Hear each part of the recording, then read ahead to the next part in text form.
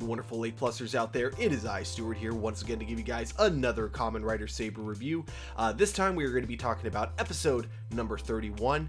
Another really good episode, but a very straightforward episode at that. So this review probably won't be as long as my other reviews, but that really depends on, how much I want to talk about each scene individually. But yeah, with that all being said, let's get started on this review and break down the episode. So one thing I thought was pretty funny at the very beginning of this episode is how you had one of the villains basically with Master Logos as he was as they were kind of recapping exactly where they're at currently, and it kind of reminded me of Tassel, because that's exactly what he used to do until Master Logos had captured him. So I thought this was kind of funny a moment for this episode. Just, we get that usual opening recap, but now it's told through the perspective of the villain. So I'm wondering if that's actually going to become a more common thing later on in the show, if this is going to be a thing that we see in the next episode and perhaps the next few episodes. I thought it was hilarious, so I needed to at least highlight this moment, of course. And now we got to get to the more serious stuff in this episode because, I feel like a lot of times, the actors in the show really do have a lot of range, and you tend to see it a lot when, whenever one of the characters is breaking down. And I feel like we definitely get that with Rintaro's actor here, because his breakdown here, not only was it, really well performed, but it kind of makes a lot of sense with his character. Because, this is a guy that was raised by the Sword of Logos, and Toma's been with the Sword of Logos for less than a year. I mean, obviously we don't have a full scope of what the entire timeline is for Kamen Rider Saber, but we can assume he's only been there for less than a year. And there's a part of Rintaro where his pride has just kind of been crushed, seeing how much Toma continuously improves himself time and time again, whereas Rintaro's kind of in the same place he feels like he's been for a while. Now, that's not quite true, to my opinion. I do think that Rintaro has improved a lot since the very first episode, but he doesn't see it that way, and he sees himself as being more of a burden on the writers and not really much of an asset. And the big thing kind of came when Toma had to rescue him and wasn't able to rescue Mei because of that. And he kind of blames himself for just being dead weight, thinking that if he wasn't there, Toma would have been able to rescue Mei just fine, not really considering the fact that if he hadn't been there, Toma would have stood no chance against, both her and Zuos, of course, at the same time. Speaking of the two of them, man, Zuos here is just, a complete asshole, because, you got Mei, who's already, struggling with the fact that there's a monster controlling her that she keeps turning into, but you have Zuos essentially just rubbing it in her face and just letting her know that it's almost too late, as the book is almost complete and your friends have given up on you, which isn't true, and she luckily chooses not to believe that. But, it's one of those things where you're under so much stress trying to not let the monster completely consume you that, even Mei at this point is having a hard time keeping a smile on her face, which is, very different from her character. She's always, very upbeat, always able to look on the bright side of things, but in this particular case, she just can't find it, and you have Zuos really, really wanting her to know that, that she's doomed, essentially. And we get to Toma, who does come to rescue her, but of course, Rintaro has currently kind of not left the writers completely, but he left the mission because he feels like he's just going to be in Toma's way. So he's not there during the battle when Toma is having to take on both Zuos and Mei as the monster at the same time, and he's getting his butt completely handed to him. And Zuos is trying to convince Toma that Rintaro has given up and that he's exactly what Rintaro thinks of himself as. He's just a dead weight. But I love how even after Rintaro kind of walks out on Toma, you still have Toma, standing up for him. I don't think he even knew Rintaro was standing right behind him, but you get this great moment where he's just praising Rintaro, talking about what a brave person he is, and it's great because Rintaro is behind him the whole time, overhearing this whole thing, and that's enough for him to at least step into battle and help Toma, at least help him escape. But unfortunately, Mei is still the monster, and Zuos is still out there on the run with him. So Rintaro and Toma, having no leads on where to find the two of them. Rintaro feels like he needs to test himself, so he needs to clear his mind and test himself fully, and the best way to do that is to spar with Toma.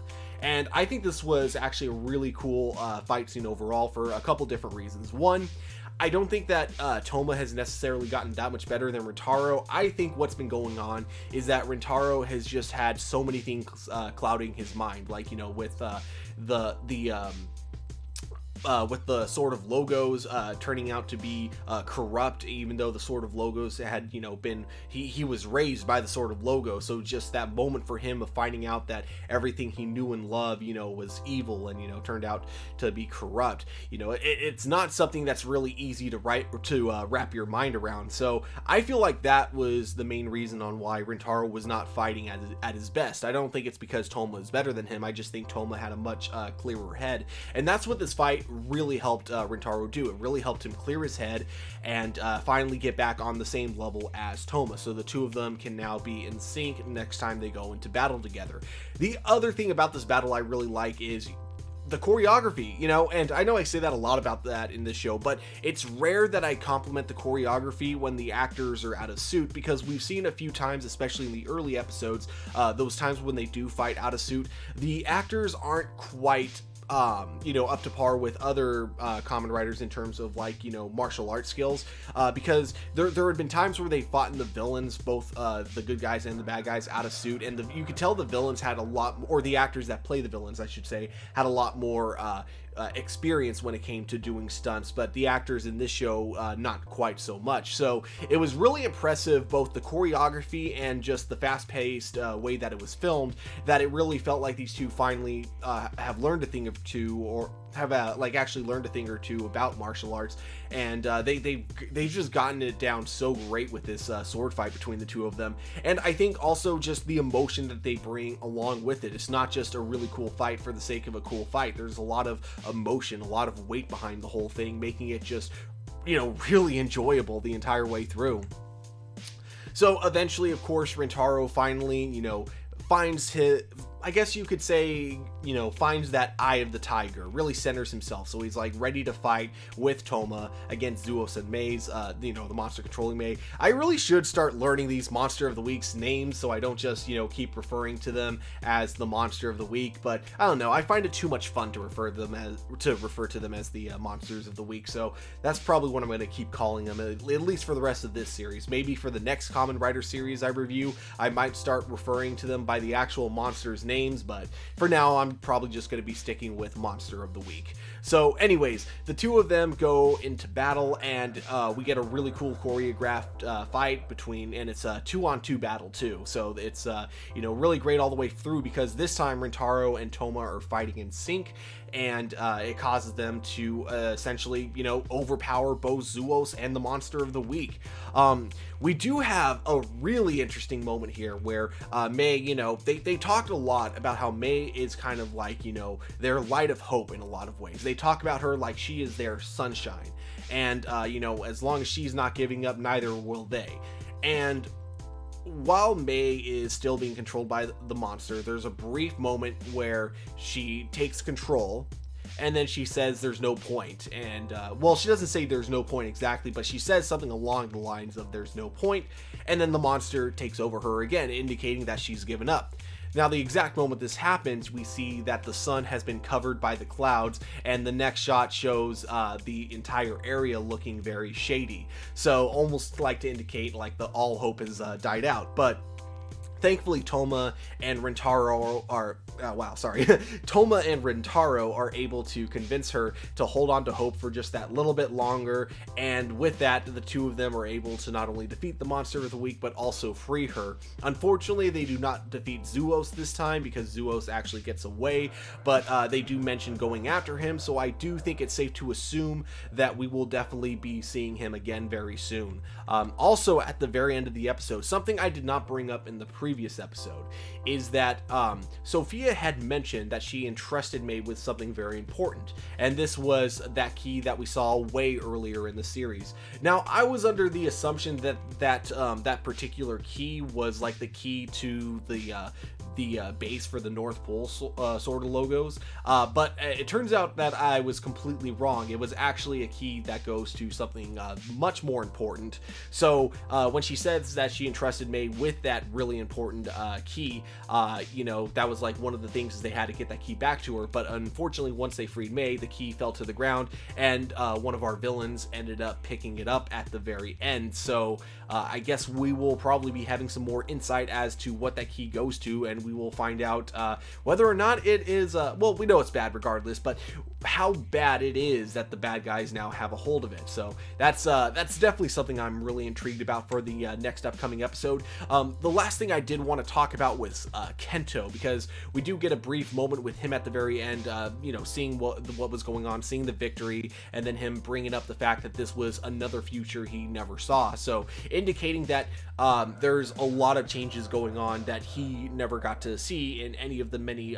different outcomes of the futures that he ended up having to live through. So it is going to be interesting to see how long it may take for him to finally come around and realize that the future isn't set in stone.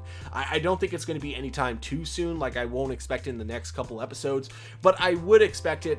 Personally, I'm predicting by episode 45 or episode 46. I'm predicting that it's going to be at around the time when they're about to wrap up the series.